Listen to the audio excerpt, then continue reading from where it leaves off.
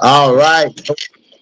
Hey, family, support DJ, and I am back with another interview, bringing to you one and only Anthony Pretty Boy Taylor. What's up? What's up, BJ? I'm doing good. I'm here with No Filter MMA. Doing great, brother. So, I'm just enjoying myself. Got to take the week off. I just got back from Japan, doing a 4-day trip out there to Japan. So I'm good. I'm chilling. Feeling good. Oh, yeah.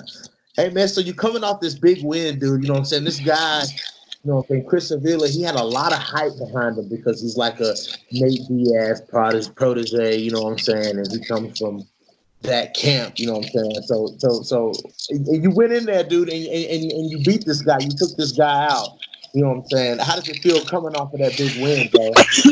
I mean, that's something I expected it to happen. My determination. I felt great about it. I had a great camp. I didn't tell a lot of people, but I caught the flu like 3 weeks out before the fight. So, when you have the stomach flu and the fever of like 106 fever, it's hard to, try to cut the weight, how to keep the energy going, eating healthy, because you really can't eat when you have the flu. You're constantly vomiting it up or having to, you know, pee it out or something, or crap it out. So it was really hard for my body, but I still got through with it. But man, it was tough. Good opponent, but I knew what I was doing. I expected. I even announced it on Twitter weeks back that I was going to take him out. I said, "Hey, people was worrying about this Nate Diaz project, but they ain't talking about me, who's trained by the one Antonio McKee, who's also training partners with Baby Slice, Joey V. Davis, AJ McKee, stuff like that." For sure, yeah. Mm-hmm. So I feel great, man. I feel great. Yeah, man. I mean, it was a great performance. So we got to see more of your striking. Like, you know what I'm saying? That's what, a lot of people are questioning. A lot of people question your striking, you know what I'm saying? I think, it's a style, you know what I'm saying? It's a certain style, because you're a wrestler heavy fighter, you know what I'm saying? And you're looking for that punch. You're looking for that one punch to put somebody down so you can implement your game, you know what I'm saying? But in this fight, you really showed that, you know what I'm saying, your striking has come a very long way, you know what I'm saying? So tell me, how did you prepare for this fight camp, knowing that this guy, if he's anything like Nate Diaz, he's a very well-rounded fighter. So what did you do? What did you do in your camp, you know what I'm saying, to prepare for this fight? Because you were well prepared. Well, this fight I took this fight like how a lot of people take this fight. Take this fight with caution. I knew I was a better striker, and I knew I was a better grappler. I knew that if I set the pace and I fight the style that I fight, I'm gonna win this fight. I knew he was a straight boxer, but I said, okay, I'm just gonna outstrike you. And a lot of people just undermining me because they thinking, well, not a lot of people. Well, to be honest with you, BJ, everybody had me winning this fight. To be honest, I was the overall better fighter. He's lost 6 out of 7 fights, but preparing for this fight, I swam a lot. I got a lot of cardio in, so I was really, really prepared for this fight mentally. Especially sparring with Joey Davis.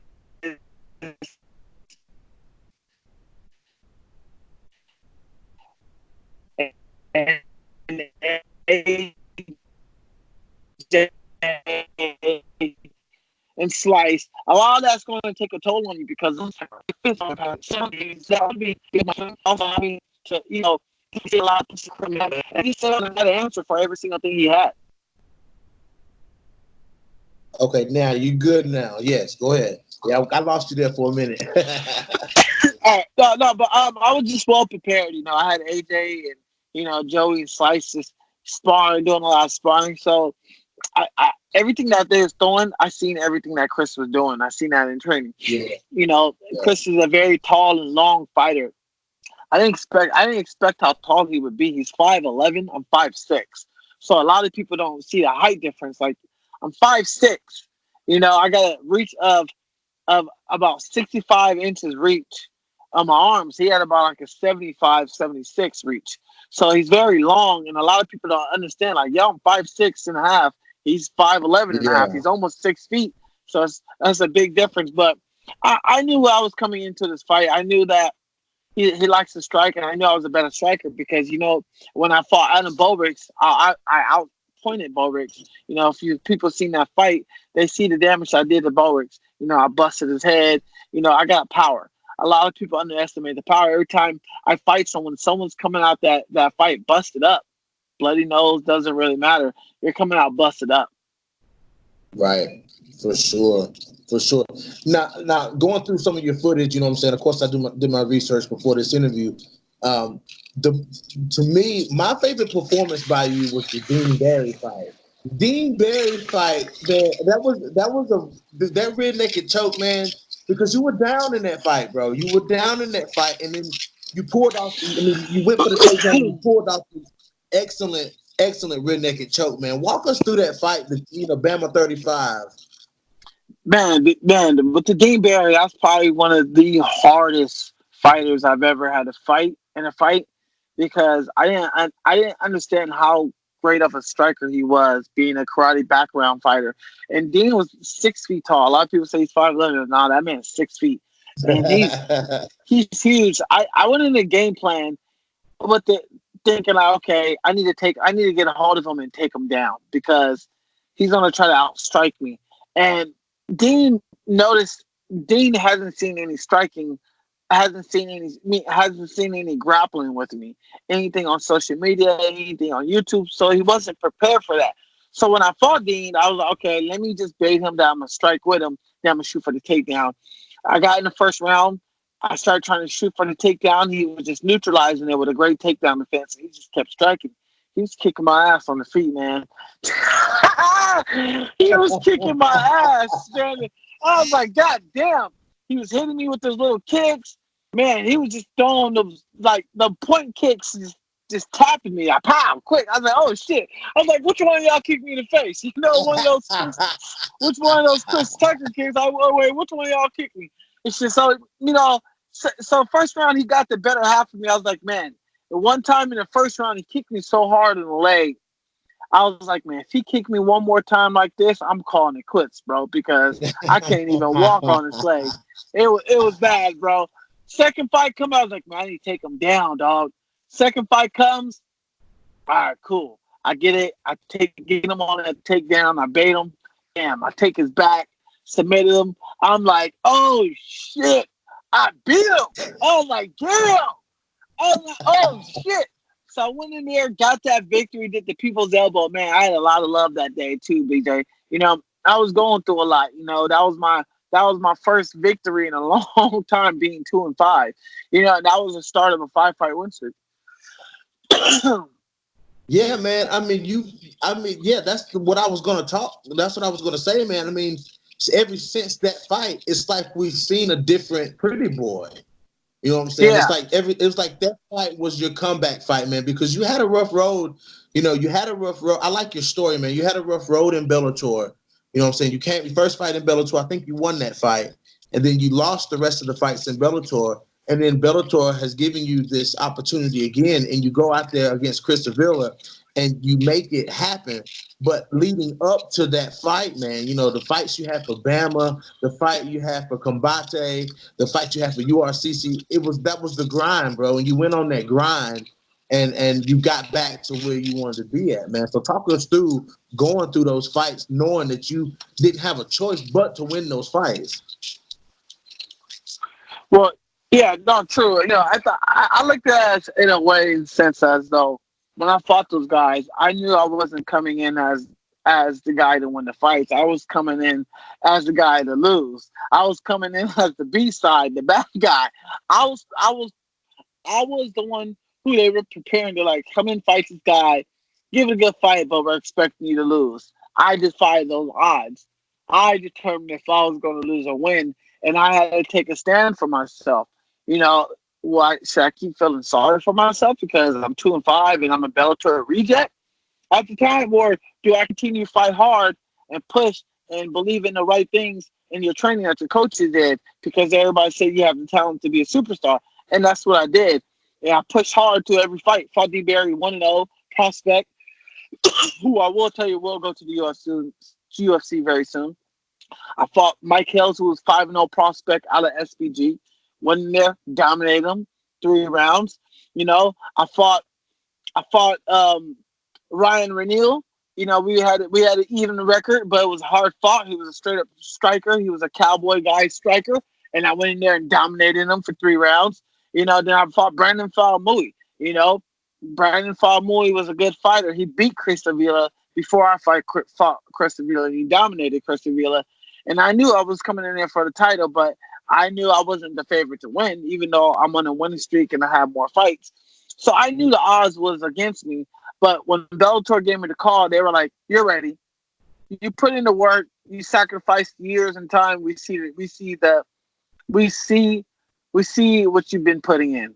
We see what you've been doing. We understand what you've been doing. We'll give you a shot. Let's see how you did." And I'm back. Right. And I'm able to perform. I'm able to do what I do, and what I do in love, which is fighting. I go in there. People think, "Oh, you're just a fighter, Anthony Prettyboy Taylor." No, Anthony Prettyboy Taylor is not just a fighter. I'm an entertainer, because I come here to entertain you guys. I come in to put on a show. Yeah. I don't also fight. I sing and dance like Chris Brown. then I go in there and fight. I'm a singer and a dancer. Then I'm a fighter first. I'm gonna sing my way and dance, and I'm gonna sing and dance my way to the cage. Then when I get in the cage, then I'm a fighter. But for till then, I want y'all to sit back, relax, and enjoy the concert before I go in that cage. Were you battling any injuries? You know what I'm saying? In the time when you were, when you weren't winning fights, were you battling any injuries or anything? Oh man, thank God I've never been injured. I've never been hurt in a fight. Never been injured in training camp. It's just God's been blessing me with good camps, um, good people around me, good sparring partners who know when to take it easy when you have a fight coming up. When to tone it down a little bit. So I've been blessed and fortunate in my whole career. What is this? Damn, this is my 12th fight. Yeah. Oh shit. 12th fight, man. Hey, that qualifies for a Nate Diaz fight, dog. For real, bro. That qualifies. That's my 12th fight pro.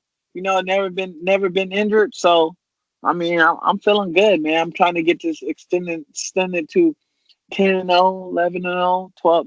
11-5, 12-5, whatever. The streak is going good. If AJ can go on a 16-fight winning streak, why not I go on a 16-fight winning streak? All right. Well, We man, train the same. yeah, man. But I mean, you made a hell of a turnaround.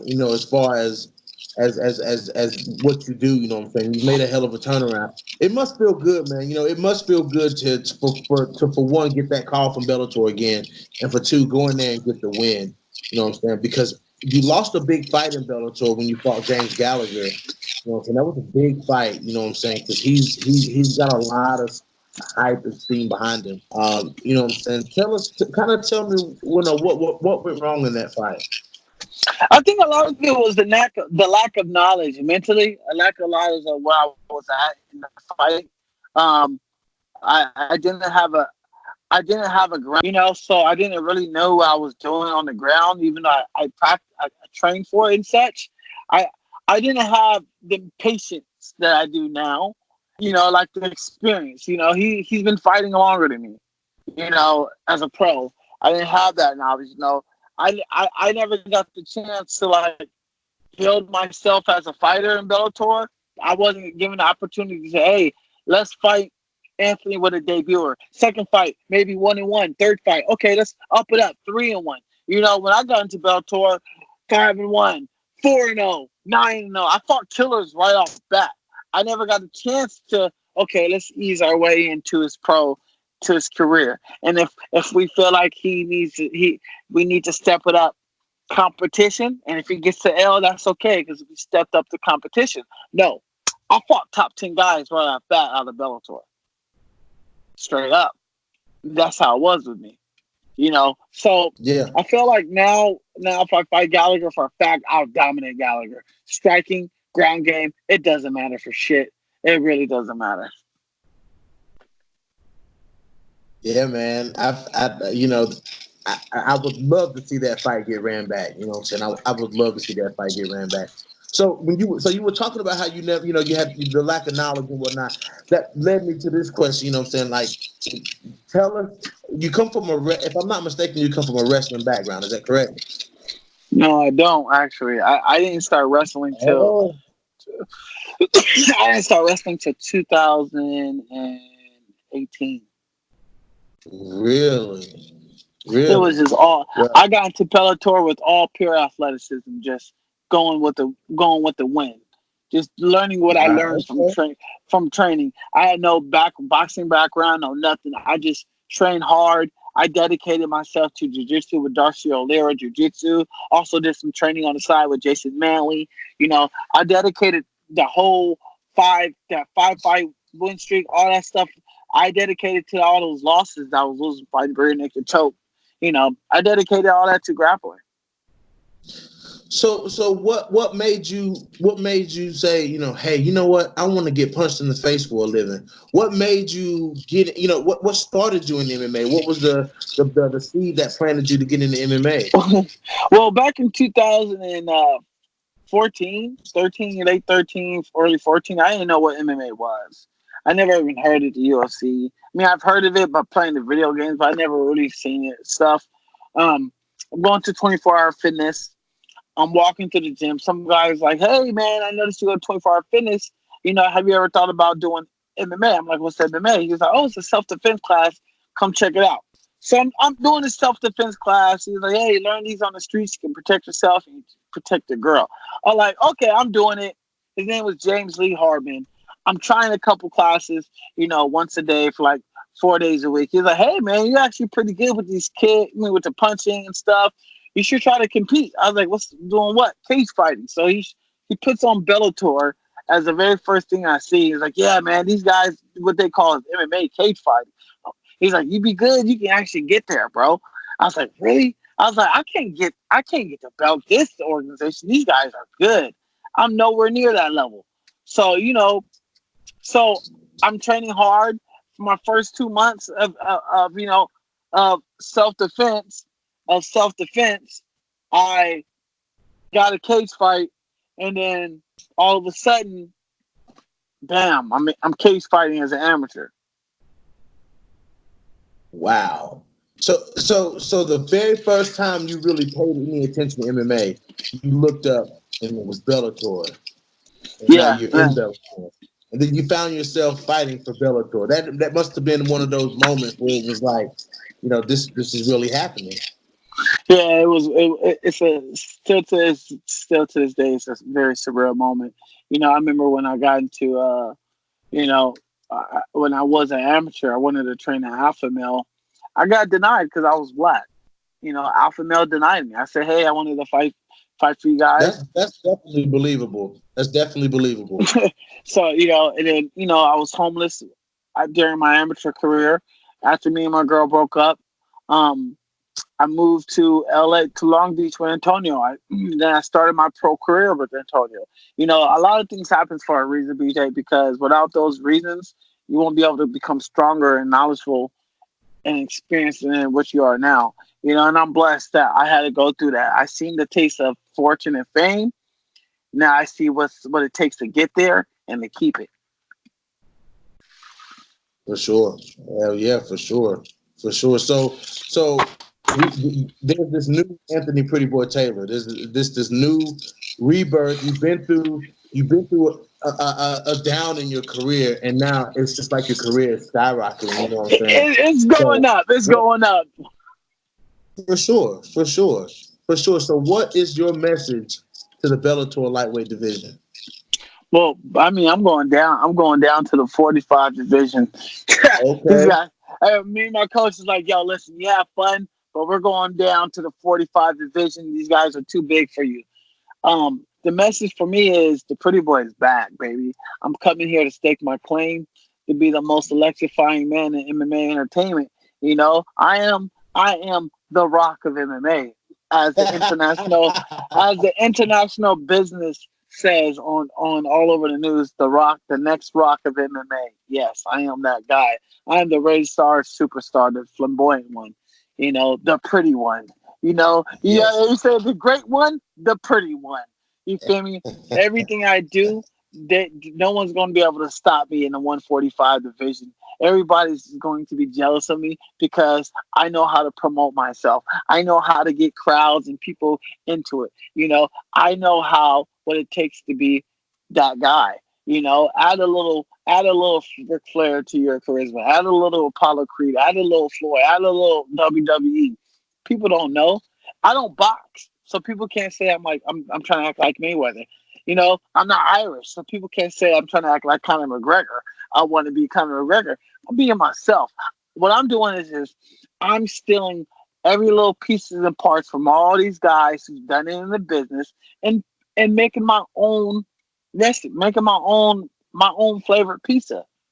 Hey, we know that you didn't make tomatoes. We know you didn't come up with sausages. We know you don't have your own cheese. So I'm gonna buy this type of tomato, buy this type of sausage, buy this cheese from you, buy season them from here, and I'm gonna throw it in my own pizza, and I'm gonna make it the way I want to make it, and y'all gonna eat what I sell you. I feel you, man. I'm here for it, man. I'm here for it all, bro. I'm here for it all, man. So, yeah, man. The confidence, man, in this game where you never in this game where things can turn so quickly. You know what I'm saying? You have to have that type of confidence. You have to go in. You know what I'm saying? And I've seen, you've seen fighters with that don't go into fights with confidence, and it shows, man. You know what I'm saying? But you confident in and out of the cage. When you're in the cage, you know what I'm saying, you're confident in what you're doing. You're confident in the way you're fighting your opponent and whatnot. And that shows a lot, man. That's why you're on this win streak. But I have a question for you, man. Don't say I'm stirring the pot, because I'm not stirring the pot. You know what I'm saying? But I have to ask this question. So on my podcast, Okay. can you hear me? Yeah, I can hear you. Okay, your visual kind of blurred on me a little bit. I Oh, there can you go. hear There you. you go. Okay. So on this podcast, I've interviewed a guy named Tom Mearns a few times on this podcast, and he's a UK lightweight prospect. Him and his twin brother Tom, and Richard's. Tom is his twin brother Richard. But Tom is also fighting in Bellator, and I seen him a while back that you guys had some words with each other. So I just want to ask, what was behind that? Oh man, me and Tom is good. It's mutual respect because with me and Tom, we both talked about fighting in Bama.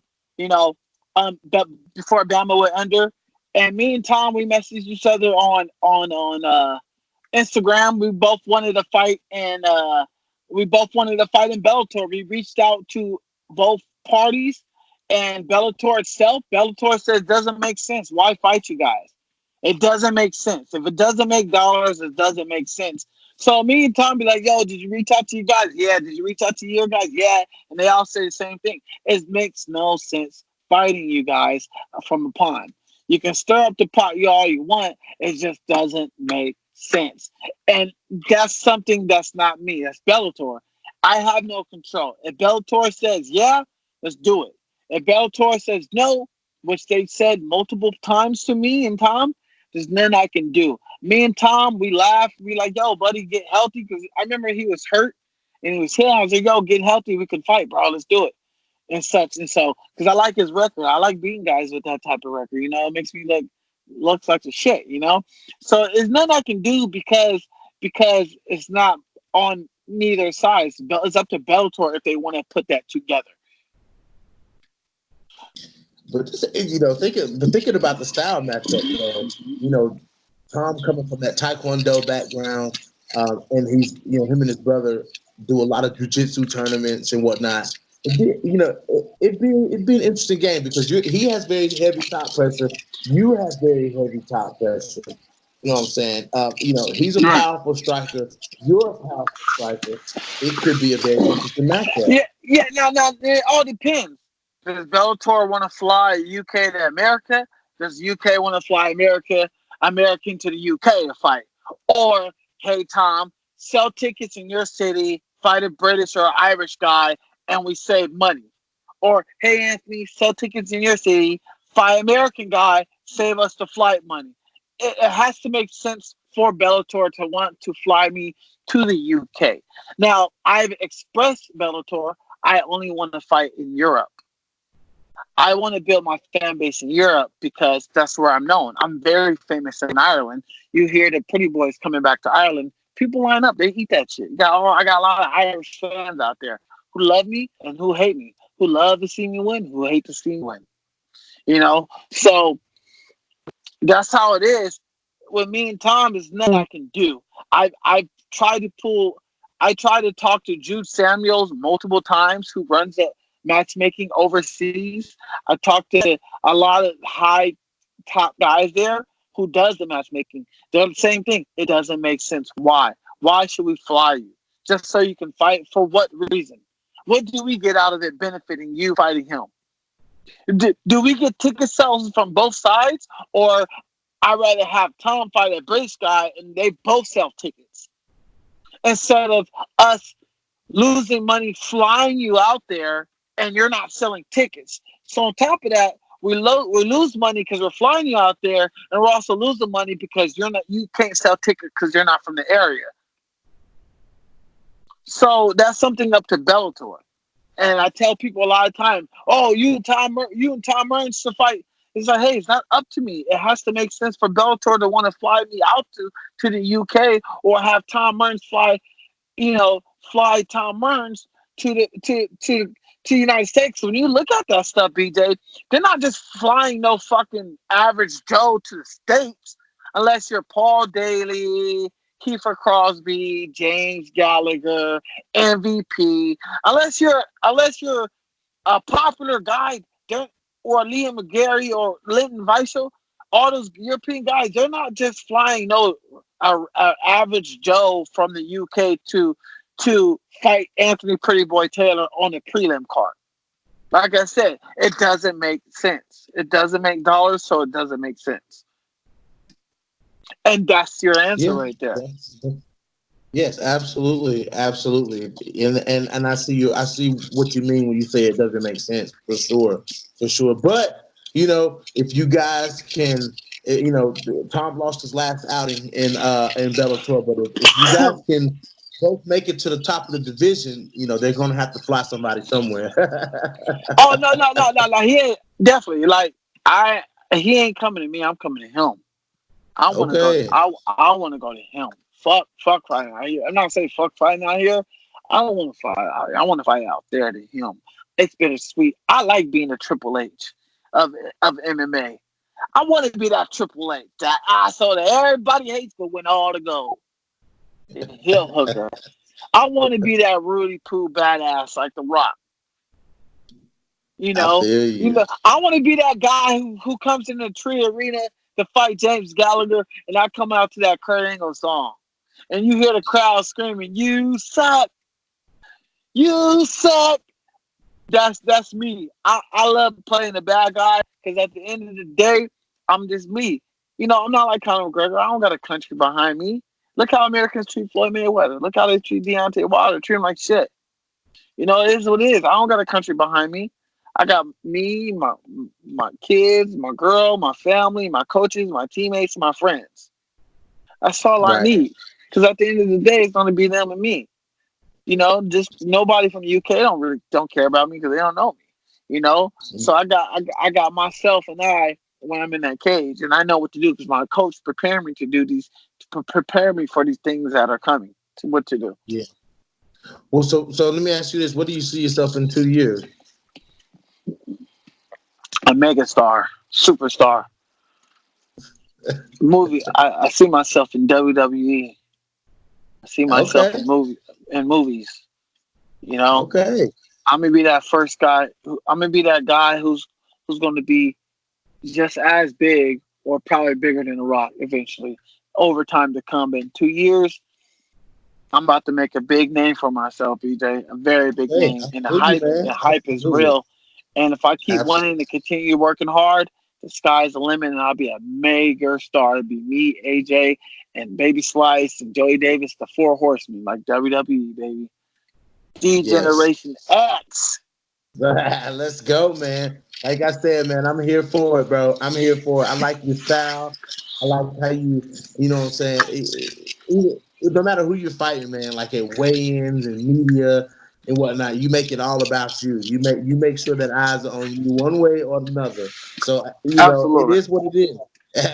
I like that, man. But hey, man, I'm not gonna hold you, man. Just wanted to get a quick candid interview with you. Our next interview will be much longer after you get this next win. You know what I'm saying? And so just kind of the floor is yours. Give a shout out to your coaches, your sponsors, man. The floor is yours. I definitely want to give a shout out to Antonio McKee, my coaches.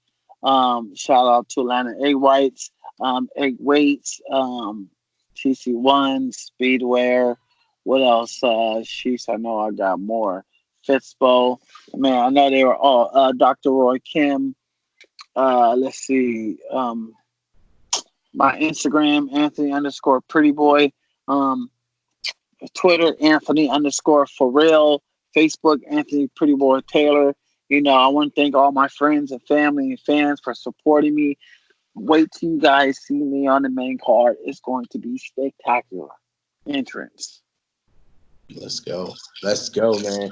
Hey, man. And before we get out of here, let me get the drop. This is your boy, Anthony Pretty Boy Taylor, and you're live with No Filter MMA. This is Anthony Pretty Boy Taylor. You're live with No Filter MMA, baby. All right, man. We got it, man. We appreciate it. You know what I'm saying? We appreciate you coming, man. After you get this next big win in Bellator, we'll get you back on and we'll talk about the forward progress, man. Thank you, sir. I appreciate it. Let's do it. All right, man. Thank you. All right, bro.